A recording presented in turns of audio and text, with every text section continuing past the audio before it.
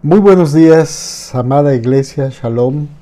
Dios les bendiga una vez más en este hermoso domingo que Dios nos permite ver, domingo 23 de agosto, año del Señor. Qué bueno que Dios nos ha dado de su gracia, como siempre digo, a lo largo de esta semana y nos ha permitido llegar hasta este momento. Una vez más, me permito entrar hasta la comodidad de tu casa para traerte la segunda y última parte de este estudio que se llama ¿Cómo nos llegó la Biblia? Espero que hayas escuchado con atención y hayas meditado en lo que el domingo anterior el Señor nos habló acerca de cómo llegó la palabra del Señor. Te quiero recordar nada más que hablamos acerca de lo que significa la palabra Biblia y de la raíz griega de donde viene. También hablamos en el video anterior acerca de por qué se le dice que la palabra de Dios es palabra eterna. Y también vimos un poco acerca de la historia de la palabra escrita. Bueno, hasta ahí nos quedamos en el domingo anterior y en esta ocasión quiero hablarte un poco acerca de la historia de la palabra traducida. ¿Ok? Pero para ello vamos a hacer una oración. Acompáñame.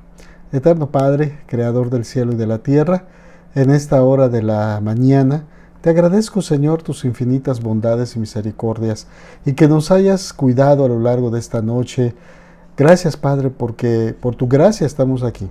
Ahora que vamos a escuchar tu palabra, te suplicamos que tu Santo Espíritu sea el que hable a nuestro corazón y a nuestra mente, y que tú hagas llegar esta palabra a todos los corazones, Señor, que lo necesiten, y quieras tú, Señor, transformar sus vidas como transformarte las nuestras. A ti la honra y la gloria, en el dulce nombre de Jesús. Amén.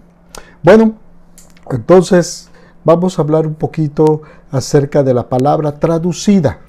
El Antiguo Testamento se escribió en hebreo con algunas partes en arameo. Esto es algo que también se les enseña a los catecúmenos en su curso propio para hacerse miembros de iglesia. El Antiguo Testamento, entonces te repito, se escribió en hebreo y también en algunas partes se escribió en arameo. El Nuevo Testamento se escribió en el idioma griego.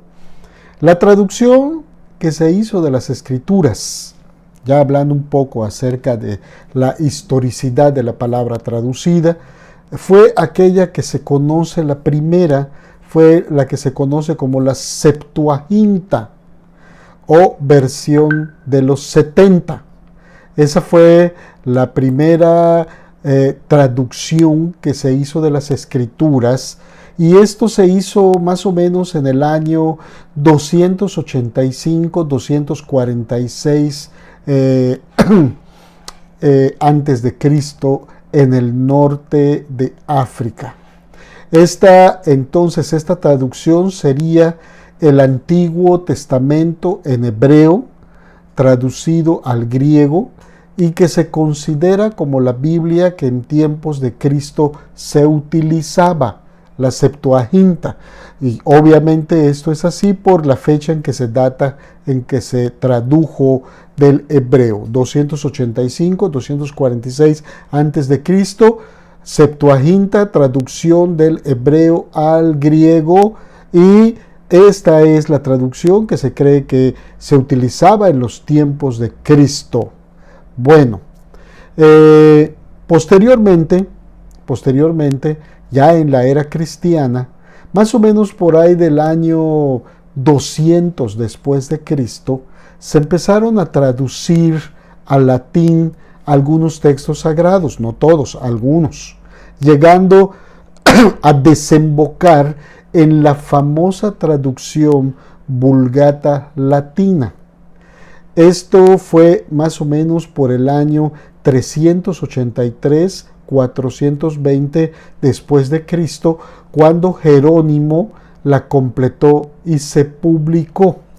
Entonces, Tenemos la primera traducción que se hizo del Antiguo Testamento, que se llama la Septuaginta, que es Antiguo Testamento del hebreo al griego. Después, en tiempos de Cristo y después de tiempos de que Cristo ascendió a los cielos, tenemos una segunda traducción de la palabra, la Vulgata Latina, más o menos en el 384-420. Bueno, esto Jerónimo lo publica, pero él no pierde de vista toda esta escritura que se había hecho también a mano. Como tenemos nuestra Biblia hoy al castellano, vamos a referirnos un poquito más a la versión que más usamos, la Reina Valera. Cuando alguien nos trae una Biblia comprada por unos pocos o unos muchos pesos, debemos de verla, esta palabra, debemos de verla manchada de sangre y escrita no con tinta, sino con sangre. ¿Por qué te digo esto? Porque todo el dinero del mundo no puede pagar la Biblia que te hayan regalado o que tú hayas comprado o adquirido. Algunas almas han pagado un precio muy alto que debemos de apreciarla en lo que vale. Cuando hablo de que hay muchas almas que pagaron un precio muy alto por traducirla y por traerla y difundirla al mundo, de verdad que lo digo en serio. Esa Biblia que nosotros usamos en nuestros devocionales o llevamos a los cultos vale mucho más de lo que hemos pagado por ella. Recuérdalo. La primera página de nuestra Biblia tiene una aclaración de la que destacamos lo que sigue. Fíjate, en esto tiene esta aclaración y dice más o menos así. La primera página diría antigua versión de Casiodoro de Reina, 1569, revisada por Cipriano de Valera, 1602. Esto lo dice la primera página de nuestra Biblia, la Biblia que tú tienes, si quieres lo puedes checar. Entonces, ¿por qué te acabo de leer esto? Porque la pregunta aquí es ¿quiénes eran Casiodoro de Reina y Cipriano de Valera? Uno fue traductor y primer revisor de la Biblia, también fue el segundo. Así que vamos a hablar un poquitito de esto. Hasta aquí entonces hemos aprendido que el Antiguo Testamento se escribió en griego, en arameo, que el Antiguo Testamento se hace una primera traducción y se llama la Septuaginta, y esta traducción de la Septuaginta del hebreo al griego es la que se utiliza en los tiempos de Cristo. Después, más o menos 200 años después de Cristo, se hace otra versión del Nuevo Testamento se hace otra traducción y se llama Vulgata Latina. Y de ahí ahora nos posicionamos en la versión Reina Valera, que es la que nosotros usamos el día de hoy, y vamos a hablar un poquito de Casiodoro de Reina y Cipriano de Valera. Casiodoro de Reina. Casiodoro de Reina había conocido la fe. Fue un hombre que conoció la fe por dos grandes figuras del protestantismo español. El doctor Egidio y Ponce de la Fuente, que en aquellos años en España, pues no era un lugar propicio para la práctica del culto evangélico, porque mediante la Santa Inquisición, la Iglesia Católica mantenía al país libre de la contaminación protestante. Así que por eso decimos que en esos tiempos de Casiodoro de Reina, del doctor Egidio Ponce de la Fuente, no era muy fácil practicar los cultos evangélicos, ni mucho menos ser protestantes. Sevilla y Valladolid en esos tiempos eran los focos más importantes, las ciudades más importantes de las ideas de la Reforma en España. Pero muchos españoles buscaban libertad para practicar su culto en el exilio. Así que cuando la Inquisición descubrió la presencia de estos centros en España, procedió a acabar con los herejes. Casiodoro de Reina entonces tuvo que huir de España en el año de 1559 y pastoreando pequeñas congregaciones de españoles exiliados, comenzó a trabajar en la magna obra de su vida. Así que en medio de grandes dificultades económicas y con el temor de que la vida le faltara antes de terminar su empresa, él consigue finalizar su traducción y hacerla pública en Basilea, Suiza, en el año de 1569. Así que el 6 de agosto de ese año, envía él a Estrasburgo cuatro grandes tóneles de Biblias con el propósito de que ahí se pasaran a España. Ni la persecución, ni los problemas económicos que él pudo enfrentar y tener, ni los problemas de salud le impidieron entonces cumplir su propósito. Ese fue Casiodoro de Reina. Ahora, Cipriano de Valera.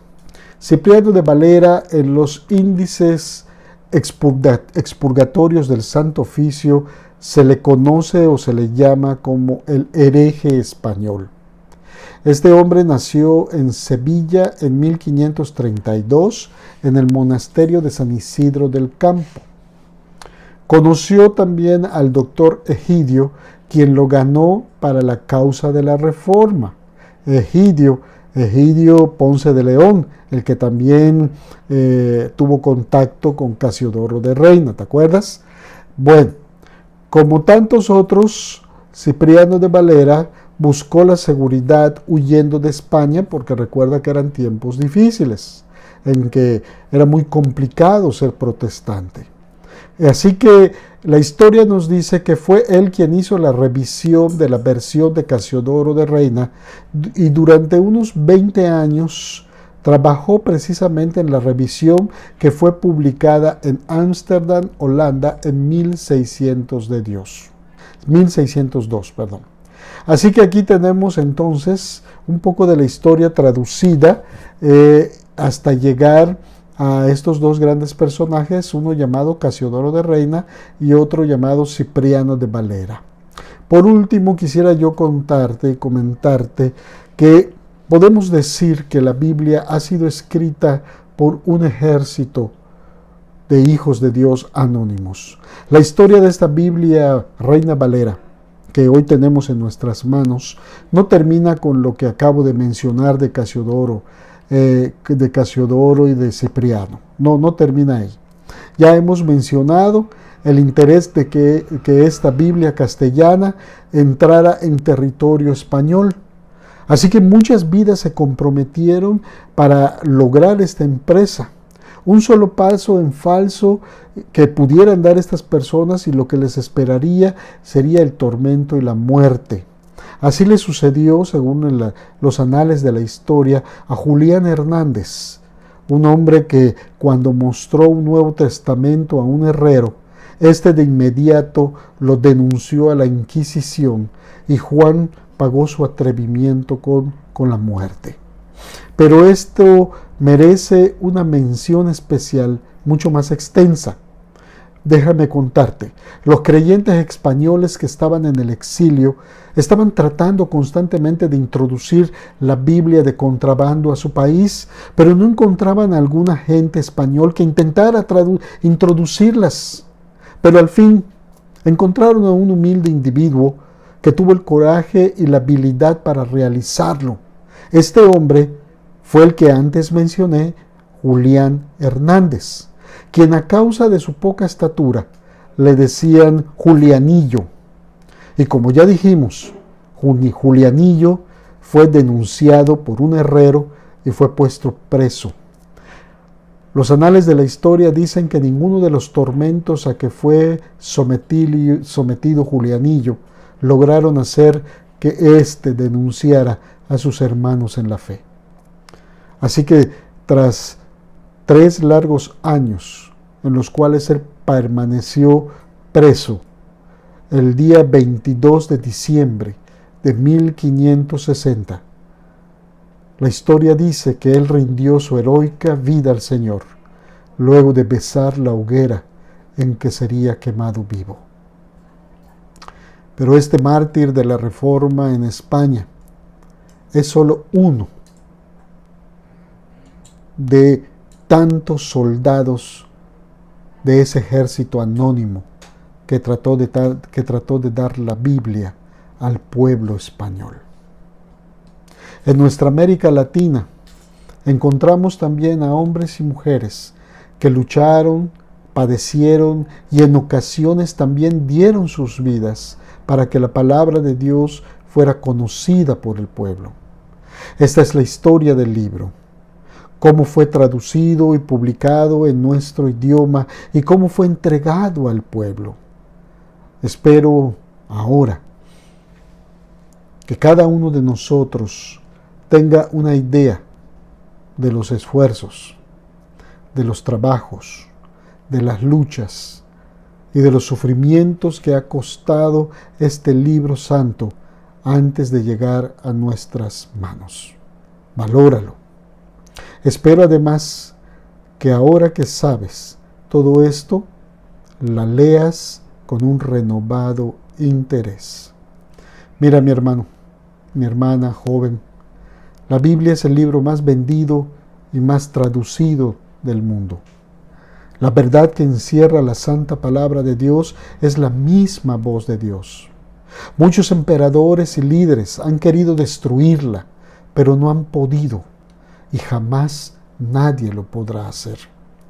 Así que nuestro deber como cristianos es estudiarla, es practicarla, es enseñarla, pues ella nos va a librar de muchos peligros, pues ella nos va a acercar a Dios y también podremos hacer que otros lleguen a los pies de Cristo.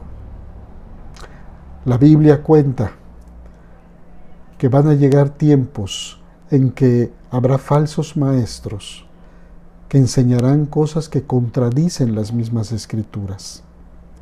La Biblia nos dice que estas personas engañarán a muchos y que por esa causa miles de personas se van a desviar del camino de la verdad.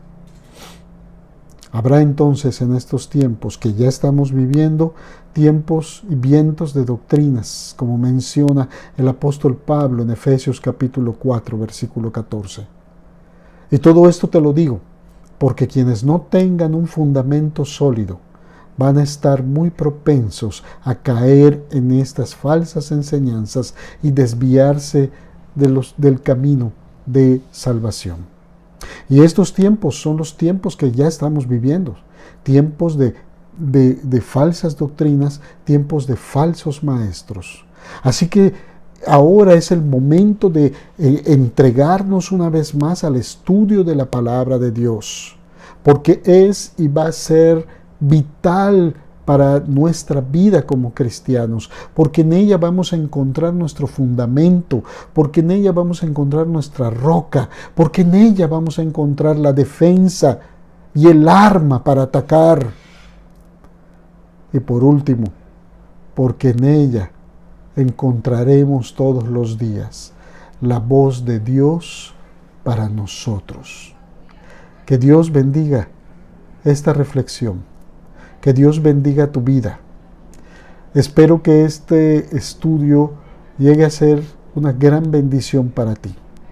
Si esto es así, no guardes la enseñanza. Comparte este video con otras personas, con otros compañeros, con otras amistades y deja que la luz de Cristo los alumbre. Que Dios les bendiga, que tengan ustedes un excelente día.